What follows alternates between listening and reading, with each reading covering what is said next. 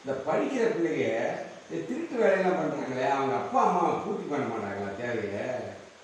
அவங்க சரியான தேவையா இருந்தா அவங்க அம்மா அப்பா வந்து செய்வாங்க. அவங்க அம்மா அப்பாட்ட கேட்டு வாங்குவாங்க. ஃபீஸ் கட்டணும், இல்லை ஒரு கோர்ஸ் சேரணும், இல்லை எனக்கு இது ஒரு துணிமணி வாங்கணும் அப்படிங்கிற ஒரு சரியான தேவையா இருந்தா அதை கேட்டு வாங்குவாங்க.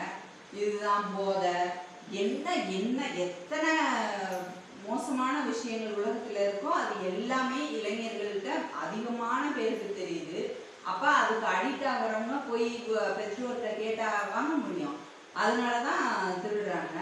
நான் இன்னைக்கு ஒரு செய்தி படித்தேன், சட்டக்கல்லூரி மாணவர்களே செயின் பறிப்பில் ஈடுபட்டு பிடிபட்டுருக்கிறாங்க.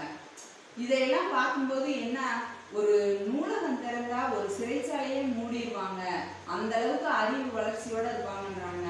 இதையெல்லாம் நினைக்கும் போது அதெல்லாம் பொய்யோன்னு தோணுது. அப்படி இல்லைம்மா.